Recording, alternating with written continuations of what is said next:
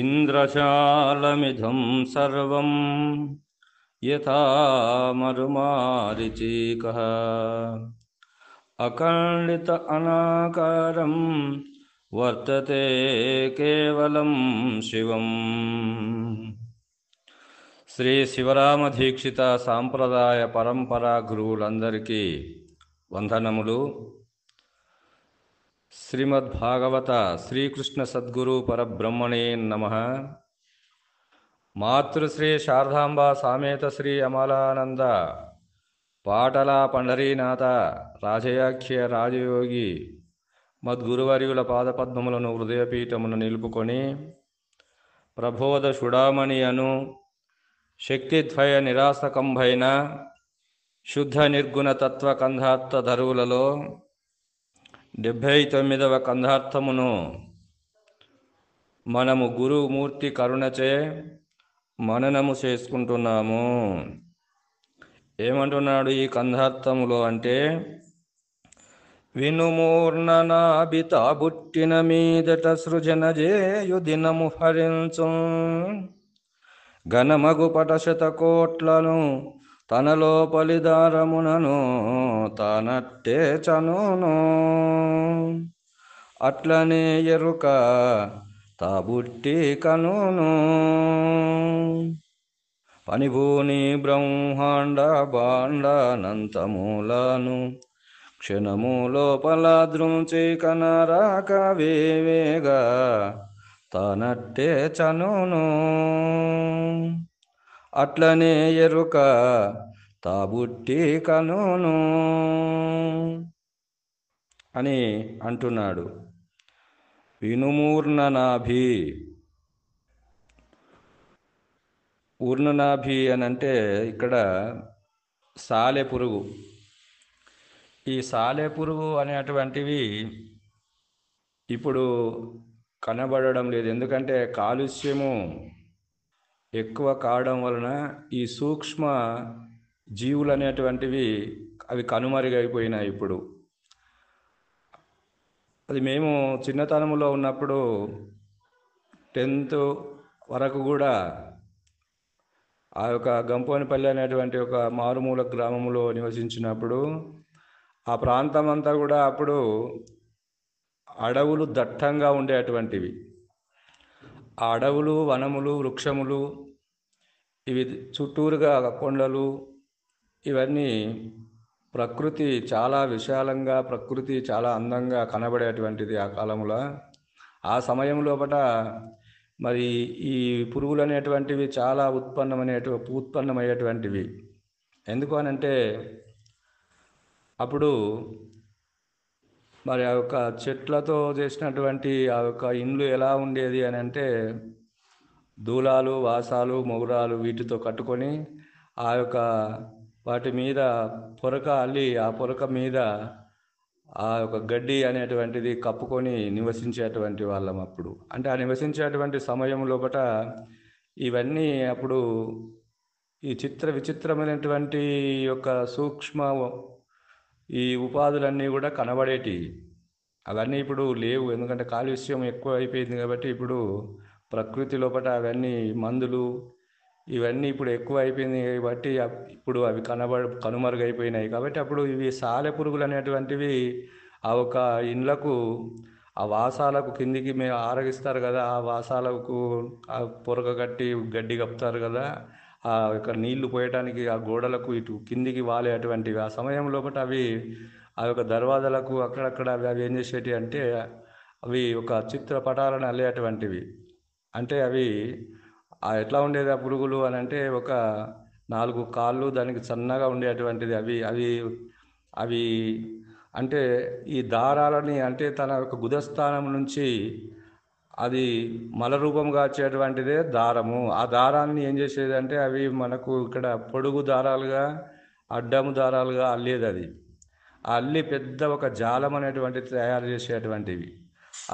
అవి చేసుకుంటూ అది మొదలు ఒక పెద్ద వలని జాలము తయారు చేసి దాని లోపల పైకి సూక్ష్మాతి సూక్ష్మంగా ఉన్నటువంటి ఒక జాలాన్ని కూడా తయారు చేసి ఆ జాలము పైన అది ఉండి ఆ యొక్క జిగురు పదార్థమైనటువంటి ఆ దారానికి మస్క చిన్నటువంటి క్రీములు వచ్చి అవి వాలేనప్పుడు వాటిని తిని అది ఆహారముగా తీసుకొని అది నివసించి తెల్లారి వరకే అది మళ్ళీ లేకపోయేది. అది మనం తెల్లవారు చూసే వరకు మనకు బయటికి వస్తామంటే ఈ కండ్లకు తలకాయకు ఇదంతా తాకేటువంటి అప్పుడు. ఎందుకంటే ఆ చీపురుతో వాళ్ళు పెద్దలైనటువంటి వాళ్ళు ఆ శుద్ధి చేసేటువంటి వాళ్ళు. ఒకవేళ శుద్ధి చేయనట్లయితే అవి అల్లుకొని అవి దారాలు ఆ వలలు అవన్నీ ఇట్లా జిగురు మాదిరిగా పట్టుకొని అవంతా కూడా ఉండేటువంటివి. కాబట్టి అప్పుడు అవి ఆ పురుగులు అనేటువంటివి ఏదైతే ఉన్నదో సాలెపురుగు అనేటువంటిది ఈ యొక్క బట్టలు నేసేటువంటి వాడు కదా అడ్డమునిలు పేకలు ఎట్లా వేసి బట్టను తయారు చేస్తాడో ఆ విధముగా ఆ దారాన్ని అది పొడుగు దారాలుగా అల్లుతూ మళ్ళీ అడ్డము దారాలుగా వల్లుతూ ఒక జాలముగా తయారు చేసేది. అంటే జాలము అని అంటే ఎట్లా తయారు చేసేది అంటే ఇప్పుడు మనకు స్టీలు సామాన్లలో ఆ యొక్క జాలము అనేటువంటిది ఒక జాలి వస్తుంది. ఇప్పుడు అది ఎట్లా ఉంటుంది అంటే ఆ యొక్క పొడుగు తీగలు అడ్డం తీగలతో అల్లి అది మనము పూరీలు చేసుకుంటే తీసుకుంటానికి నూనెలోకి వెళ్ళి ఇప్పుడు అది తయారైనవి స్టీల్గా. ఆ విధముగా అప్పుడు అది మరి ఆ ప్రకృతి పెట్టినటువంటి భగవంతుడు పెట్టినటువంటి ఆ దైవ స్వరూపమైనటువంటి దానికి ఆ ఒక గుదస్థానం నుంచి అది చెతకోట్ల దారాలని అది చుట్టూ అల్లేటువంటిది. ఆ ఒక చుట్టూ ఇంటి చుట్టూ కూడా అల్లేటువంటి అవి. ఎందుకంటే చుట్టూ అవే బల్లిపాతర అనేది వీటిని. ఆ బల్లిపాతర అంటే బల్లె మరి అల్లేదంటే కాదు, ఈ సాలెపురుగు అనేటువంటిదే అల్లేటువంటిది. ఇది ఏది అల్లుతుంది అని ఒకసారి చూస్తే అవి ఏమయ్యేది అంటే ఆ పైన అవి ఆ దారా పోగుల మీద కాళ్ళను పెట్టి ఆ యొక్క క్రీములను తింటే ఆ క్రీములు కూడా దానికి అతుక్కొని అట్లే ఉండేటువంటివి. అంటే ఆ బలిపాతరకే ఆ పాతర అనేటువంటి ఆ జాలములకే ఇవన్నీ చిన్న క్రీములు అనేటువంటివి కూడా పట్టుకొని ఉండేది. అంటే అవి తిని అక్కడనే దాని లోపల వ్యవహారం చేసి అది అల్లుకొని దాని మీదనే నివసించి దాన్నే తిని అవి తెల్లార వరకు అది లేకుండా పోయేది. అది అంటే అది తెల్లార వరకే ఆ జాలము అల్లేది. దానిలో ఉన్నటువంటి ఒక క్రీములని అది తిని దానిలో పట్టిన అది చనిపోయేటువంటివి. అంటే అవి మనకు అప్పుడు ఈ మిరుడు పురుగులు అనేటువంటివి కూడా ఉండేది. అంటే వాటిని అగ్ని పురుగులు అంటారు ఇప్పుడు అవి. అంటే అప్పుడు మేము ఆ యొక్క పొలాల కాడికి పోయినప్పుడు అవి చిన్న కానుగు చెట్లు ఉండేటువంటివి, నల్లగాలు అక్కడక్కడ మనకు చెట్లు ఉండేటువంటివి. ఆ కానుగు చెట్ల మీద ఇవన్నీ కొన్ని వందల పురుగులు అవి ఆ చిమ్మ చీకటిలో పడి అమాస చీకటిలో ఆ చెట్టునంతా అమ్మురుకొని ఆ యొక్క మిరుగు అంటే ఆ ప్రకాశం అనేటువంటిది వెలుతురు లెక్క కనబడేది, చుక్కల లెక్క. ఆ చుక్కలు ఎట్లా ప్రకాశిస్తాయో ఆ చెట్టు మీద అట్లా అవి ప్రకాశింపబడేటువంటి. అంటే అవి గుదస్థానం యందు కూడా నిప్పు అనేటువంటిది ఒక మిరుగుడు అనేటువంటిది మిరుగుడుతో ప్రకాశించేటువంటి పురుగులు అవి కూడా. అవి మళ్ళీ తెల్లారి ఉంటాయా అంటే ఉండవు. అవి రాత్రి వచ్చి కనబడేది, మరి తెల్లారి మళ్ళీ అవి ఎక్కడ ఉంటాయో తెలియదు. ఎందుకంటే మనం అవి ఇంట్లో వండుకున్నా, ఒకవేళ బయట కళ్ళాల కాడ అప్పుడు పొలాల కాడ వండుకున్నా కూడా నిండా చెద్దరు కప్పుకోకుండా అవి ముఖం మీద వారినా కూడా ముఖం అంతా కాలేది. ఆ యొక్క పెయ్యి మీద వారితే ఎక్కడైతే ఆ పురుగు వచ్చి పారుతుందో అక్కడ అదంతా కాలిపోయేది అగ్నికి, ఆ యొక్క పురుగు అగ్నితత్వానికి. అంటే అప్పుడు అనేది కదా పెద్దలు ఏమనేది అంటే అది అగ్గి పురుగు పారినట్టున్నది, ఆ మిడుగురు పువ్వు అని పురుగు అనేటువంటిది పారినట్టున్నది, అందుకొరకు అక్కడ అదంతా కాలిపోయింది అని చెప్పేటువంటి వాళ్ళు. అంటే ఇప్పుడు అవన్నీ కూడా కనుమరుగైపోయినవి. మరి ఆ విధముగా అక్కడ మరి అది పుట్టినాక ఆ వినుము ఊర్ననావి తాబుట్టిన మీదట సృజన చేయు దినము హరించున్. ఆ యొక్క అది ఎప్పుడైతే అది పుట్టుతుందో ఆ పురుగు వస్తుందో ఆ పురుగు అంతా కూడా దాన్ని ఒక పటము లెక్క వల్లి ఒక జాలము లెక్క వల్లి మరి తాను దాని అందు నివసించి మరి ఘనమగు పటశతకోట్లను తన లోపలి దారముననే తానట్టే చనును అని అంటున్నాడు కదా. అప్పుడు భావత కృష్ణదేశకేంద్రుల వాళ్ళ కాలంలో కూడా అవి ఎక్కువ కనబడేటువంటివి. అంటే అవి మన కాలంలో కనబడ్డాయి అంటే ఇంకా మరి తమరి కాలంలో బట్టి అవి కూడా చాలా కనబడ్డాయి కాబట్టి వాటిని సూచి రాసినటువంటి మహానుభావుడు కాబట్టి మరి అవి ఆ సాలెపురుగు అనేటువంటిది ఒక పురుగు. ఆ పురుగు అనేటువంటి దాని యొక్క గుదస్థానం నుంచి వచ్చినటువంటి మలస్వరూపమే అది శతకోట్ల దారం. అది ఆ ఇల్లు వాసాల చుట్టూ అంతా కూడా అల్లుకుంటూ పోయేది. ఎంత దారం దాని లోపల ఉంటే అది అల్లుకుంటూ పోవాలి మరి. అంటే దాని లోపల ఎంతో దారము అది మలస్వరూపముగా అది ఇడిచిపెట్టుకుంటూ పోతేది. మళ్ళీ ఇడిచిపెట్టుకుంటూ పోవడే కాదు, అది అడ్డపేలికలు నిలువు పేలికలుగా అల్లి అది దాని మీద నివసించి మళ్ళీ లేకపోయేటువంటిది. మరి ఆ విధంగానే ఇక్కడ మనం చూసినట్లయితే ఒక ప్రధాని ఉన్నాడు ఇక్కడ. ఆ ప్రధాని అని అన్నప్పుడు ఆ ప్రధాని ఒక మారుమూల ప్రాంతంలో పుట్టినటువంటి వాడే కదా తల్లిదండ్రులకు. ఆ మారుమూల గ్రామంలో పుట్టినటువంటి ఆ యొక్క చిన్న పిల్లగాని లోపల చదువుకొని చిన్నపిల్లలతో అప్పుడు చదువుకున్నాడు కదా, 10th వరకు చదువుకున్నాడు, ఇంటర్మీడియట్ చేసినాడు, డిగ్రీ చేసినాడు. ఆ చదువులు అయిపోయిన తర్వాత మరి ఆ చదువులు అయిపోయిన తర్వాత అతడు ఆ యొక్క పల్లెటూరు నుంచి ఏ గ్రామంలో పుట్టినాడో ఆ గ్రామం నుంచి ఒక వార్డు మెంబర్గా గెలుస్తాడు. వార్డు మెంబర్ నుంచి గెలిచి మరి ఒక సర్పంచ్గా గెలుస్తాడు. సర్పంచ్గా గెలిచి ఒక ఎంపీటీస్గా గెలుస్తాడు. ఒక ఎంపీటీస్గా గెలిచి మరి అతడు ఎన్నో పదవులను స్వీకరించి లాస్ట్కు ఆ నియోజకవర్గానికి ఒక ఎమ్మెల్యేగా గెలుస్తాడు కదా. ఆ ఎమ్మెల్యేగా గెలిచినప్పుడు అతనికి ఒక మంత్రి పదవి ఇస్తారు కదా. మరి ఆ మంత్రి పదవిని కూడా స్వీకరిస్తాడు కదా. ఆ మంత్రి పదవిని స్వీకరించి మరి తాను మళ్ళీ ముఖ్యమంత్రి అవుతాడు కదా. ఆ పదవి ఎప్పుడైతే వస్తుందో ఆ ముఖ్యమంత్రి పదవికి తాను మళ్ళీ స్వీకరిస్తాడు.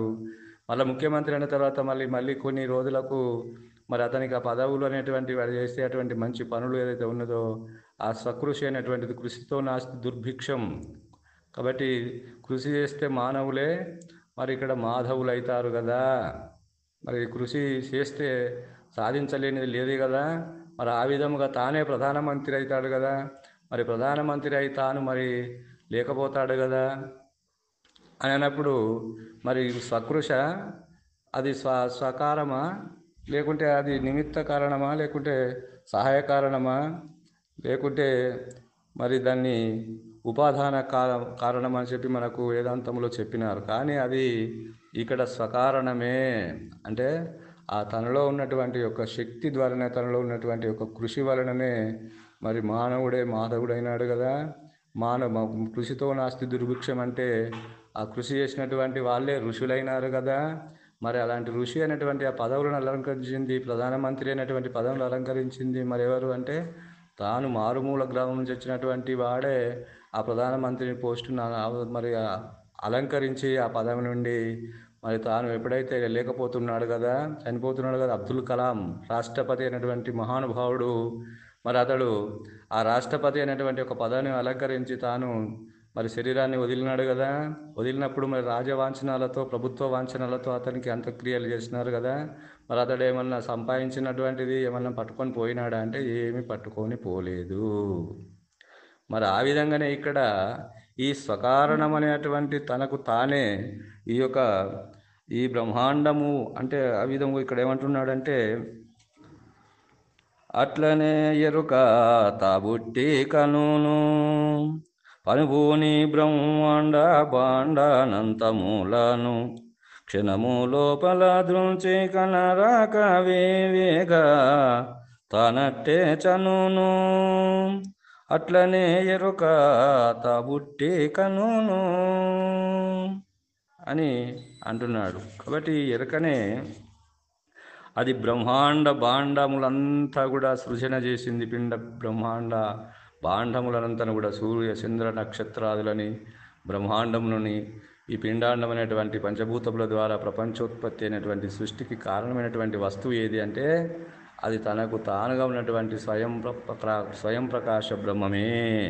కాబట్టి ఈ విధముగానే మరి ఆ ఎట్లయితే అది ఆ సాలెపురుగు కదా, ఎట్లా మరి శతపథ కోట్ల తన లోపలి దారమునను తానట్టే చనును అని అన్నాడుగా. అట్లనే ఎరుక తాబుట్టి కనును పనిభూని బ్రహ్మాండ భాండమంతలను క్షణము లోపల దృంచి అంటున్నాడు కదా ఇక్కడ. మరి ఆ విధంగానే ఇక్కడ ఈ సృష్టికి మూలమైనటువంటి ఏ బ్రహ్మమైతే ఉన్నదో ఆ బ్రహ్మము తానై ఉన్నటువంటి అది కామనా చైతన్య బ్రహ్మము. అంటే దాని యందు ఎలాంటి కోరిక లేదప్పుడు. మరి ఆ కోరిక దేని యందు పుట్టింది? ఈ సృజన చేయాలనేటువంటి కోరిక కానీ, ఈ సృష్టి చేయాలనేటువంటి కోరిక వేరే దానికి వచ్చిందా?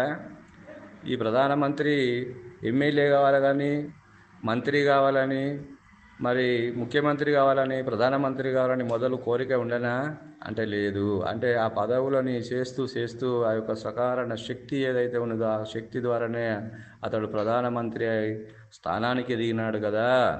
మరి ఆ విధంగానే ఇక్కడ ఏ కామనారహిత చైతన్యమైనటువంటి ఏ బ్రహ్మమైతే ఉన్నదో అది తన యందలి సృజనాత్మకమైనటువంటి శక్తిచే అనేకమగు అనేక మగుదునని ఏకోహం భవిష్యాం ప్రజాయతి అనేటువంటి సంకల్పం ఎవరు చేసిండ్రు అంటే ఆ తనలో ఉన్నటువంటి శక్తి ఆ నేనే అనేటువంటిదే ఆ సంకల్పం చేసింది. కాబట్టి ఆ సంకల్పంతో మరి అది ఏమైంది అంటే అది అవ్యక్త స్థితిలోనికి వచ్చింది. ఆ అవ్యక్త స్థితి నుండి మహత్తు నుండి మహదాంకారం నుండి పంచతన్మాత్రల నుంచి పంచభూతములుగా మరి ఈ విధముగా బ్రహ్మాండ పరిణామము దాని నుండే బ్రహ్మాండ భాండమంతా అది సృజన చేసింది కదా. అంటే అక్కడ ఈశ్వరుని రూపంలో ఉండి ఈశ్వర సృష్టినంత చేసింది కదా. పంచాది దేవతలని సృజన చేసుకొని ఆ పంచాది దేవతల ద్వారా మరి పంచమహాభూతములు అనేటువంటివి సృజన చేసుకొని, ఎందుకంటే ఉపాదానం అనేటువంటి బంగారం ఎప్పుడైతే ఉన్నదో దానికి మరి నిమిత్త కారణం అనేటువంటి వాడు కూడా ఒకడు ఉండాలి. వాడు ఎవడో ఇక్కడ అంటే ఈశ్వరుడు. ఆ ఈశ్వరుడు ఎవరు అంటే అవ్యక్త స్థితి నుంచి వచ్చినటువంటి ఆ ఈశ్వరుడే ఈ యొక్క నిమిత్తదారుడైనటువంటి సహకారమైనటువంటి పంచభూతములు అనేటువంటి పంచదేవతల ద్వారా పంచాది దేవతలు ఉన్నారు కదా, బ్రహ్మ విష్ణు ఈశ్వరుడు అనేటువంటి సదాశివుడు, ఈశ్వరుడు రుద్రుడు విష్ణువు బ్రహ్మ, వారిచే పంచభూతములను నిర్మాణం చేసుకొని ఆ పంచభూతముల ద్వారా సృష్టి స్థితి లయ విస్తీర్ణ ఆకర్షణములు చెందుతున్నాడంటే ఎవరు మరి అది అంటే ఆ బ్రహ్మమే. కాబట్టి ఆ విధముగా ఇక్కడ మహదాంకార పంచతన్మాత్ర పంచమహాభూతములుగా అది బ్రహ్మాండ పరిణామము దాని నుండి పిండాండ పరిణామము చెంది వాటి అందు మరి ఎవరు పునఃప్రవేశం చేసినారు మళ్ళా అంటే తానే మన ప్రాణరూపమైనటువంటి జీవరూపముగా తిరిగి ప్రవేశించి 84 లక్షల జీవరాశులుగా పరిణామము చెందినాడు కదా. ఎవరు? ఆ అధిష్టాన బ్రహ్మమే. కాబట్టి తన జన్మ సుకృత ఫలము చేతనే కదా ఇక్కడ మన పరిపూర్ణ గురు దర్శనమైంది. అలాంటి పరిపూర్ణ గురుమూర్తి అయినటువంటి శ్రీ అమలానంద పాటల పండర్నాథ్ వారి యొక్క దర్శన భాగ్యం వలన మరి ఈ యొక్క తనను ఆశ్రయించి ఈ క్రమ పద్ధతిలో ఈ పరిణామ క్రమమంతా గుర్తు ఎరిగి మరి దీనికి ఆ ఉన్న పరిపూర్ణం యందు తాను లేనని దృఢపరుచుకొని ఎప్పుడైతే తాను పరిపూర్ణ పరభయలేందంతు ఇదంతా అందుకొరకే మనకు ఫస్టే ఈ శ్లోకంలో చెప్పుకున్నాం కదా, అది ఇంద్రజాలం అని చెప్పినాడు కదా ఇక్కడ. అంటే మరి ఇంద్రజాలం ఇదం సర్వం యథా మారుమారచిక ఖండిత అనాకారం వర్తతే కేవలం శివం. ఈ ఇంద్రజాలకమైన ఈ చూడబడేడు సమస్త ప్రపంచమంతా ఆ నిర్జలమైనటువంటి యొక్క పరిపూర్ణ పరభైలు యందు ఎండమావుల వలె తోచినది అని ఎప్పుడైతే గురుముఖత తెలుసుకుంటున్నాడో ఇదంతా లేనిదే అనేటువంటి యొక్క భావాన్ని గురుమూర్తి ద్వారా దృఢపరచుకొని ఈ పిండ బ్రహ్మాండములు అనేటువంటిది తన నుండి సృజన చేసినటువంటిదంతా కూడా తోచినటువంటిదే, లేనిదే ఎండమావుల రీతి లేనిదే అని చెప్పి ఎప్పుడైతే గురుముఖత విచారణ చేస్తున్నాడో చేసి దాన్ని ఎరిగినటువంటి దాని యందు అది లేనిదే అని ఎప్పుడైతే దృఢమవుతుందో అది స్వతసిద్ధమైనటువంటి పరిపూర్ణ పరభయలు యందు దీనికి స్థానము కానీ మూలము కానీ లేదు. కాబట్టి తనకు తానే తోచి ఈ యొక్క బ్రహ్మాండ బాండ పిండాండములంతా సృజన చేసుకొని ఉండి ఈ నేనే అనేటువంటి యొక్క భావాన్ని ఎప్పుడైతే తెలుసుకొని తాను లేకపోతున్నాడో ఆ తాను లేకపోయినటువంటి వానికి మరి ఏ భ్రాంతి ఉంటుంది అంటే భ్రాంతి లేదు. కాబట్టి ఆ భ్రాంతి లేక మరి ఈ జనన మరణములు భయభ్రాంతులు అనేటువంటి భ్రాంతి లేక నిర్భయ స్థితిలో ఉన్నటువంటి వాడే. కాబట్టి అలాంటి పరిపూర్ణమునందు తాను లేనని దృఢపరచుకొని తానే లేకుండా పోచున్నాడని ఈ కందార్థం ద్వారా మనకు భాగవత కృష్ణదేశకేంద్రుల వారు తెలియజేస్తున్నాడని తెలియజేస్తూ ఇంతటితో ఈ భావాన్ని ముగిస్తున్నాను. జై బోలో సద్గురు ప్రభు మహారాజుకు జై. సర్వం సద్గుణార్పణం.